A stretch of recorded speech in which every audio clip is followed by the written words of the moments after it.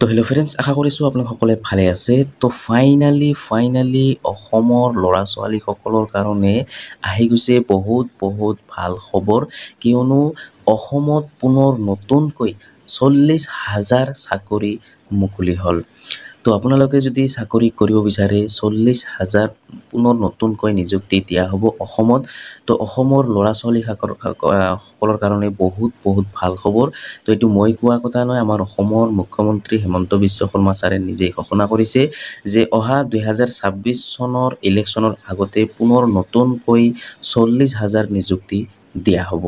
তো আপোনালোকে যদি চাকৰি কৰিব বিচাৰে তো আপোনালোকে কৰিব পাৰিব। তো কি চাকৰি মুকলি কৰা হ'ব, কোনটো বিভাগত চাকৰি মুকলি কৰা হ'ব, কেতিয়াৰ পৰা আপোনালোকে আবেদন কৰিব পাৰিব, তো আপোনালোকে সকলো ডিটেইলছ আজিৰ এইটো ভিডিঅ'ত আপোনালোকে জানিব পাৰিব। তো অসমৰ ল'ৰা ছোৱালীসকলৰ কাৰণে বহুত ভাল খবৰ। পুনৰ নতুনকৈ অসমত 40,000 চাকৰি মুকলি হ'বলৈ গৈ আছে। তো আপোনালোকে যদি চাকৰি কৰিব বিচাৰে তো আপোনালোকে কৰিব পাৰিব। এইটো কিন্তু মই কোৱা কথা নাই, আমাৰ অসমৰ মুখ্যমন্ত্ৰী হিমন্ত বিশ্ব শৰ্মা ছাৰে নিজে ঘোষণা কৰিছে যে অসমত আৰু পুনৰ নতুনকৈ 40,000 নিযুক্তি দিয়া হ'ব।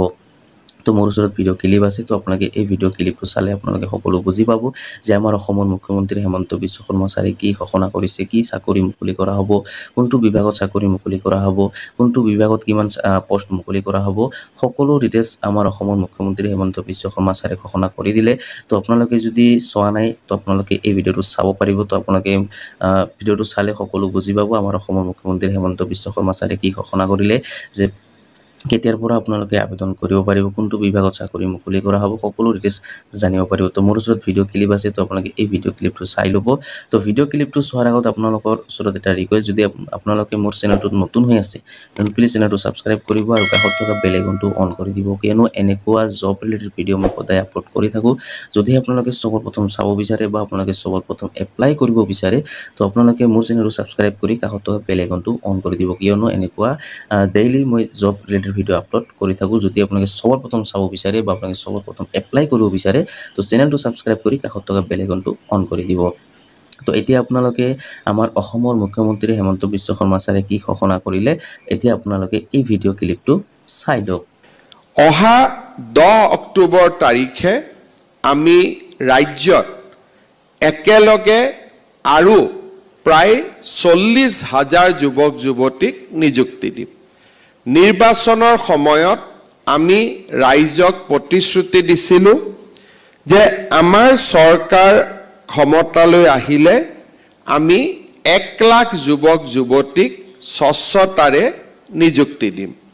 কিন্তু সময় আৰু পৰিৱেশৰ লগত খাপ খুৱাই আমি 1 লাখৰ নিযুক্তিৰ দেওনা পাৰ হৈ গৈ আমি প্ৰায় 1,60,000 নিযুক্তি সম্পন্ন কৰিবলৈ আমি সক্ষম হ'ম। এই গোটেইকেইটা নিযুক্তিত আটাইতকৈ উল্লেখযোগ্য দিশটো হৈছে যে আমাৰ চৰকাৰে এতিয়ালৈকে কৰা নিযুক্তিত এটা নিযুক্তিৰ বিৰুদ্ধেও উচ্চ ন্যায়ালয়ত বা আন ন্যায়ালয়ত আবেদন হোৱা নাই।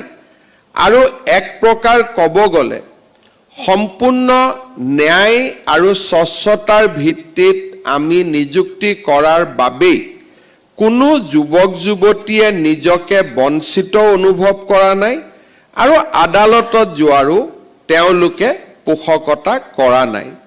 অৰ্থাৎ চাকৰি পোৱাজনেও স্বচ্ছতাৰ ওপৰত আস্থা ৰাখিছে আৰু চাকৰি নোপোৱাজনেও চৰকাৰৰ ওপৰত বিশ্বাস ৰাখিছে যে যিগৰাকীয়ে চাকৰি পাইছে মোতকৈ তেওঁলোক অধিক যোগ্য, মই এইবাৰ নাপালোঁ, অহাবাৰ মই তাৰ কাৰণে প্ৰচেষ্টা কৰিম।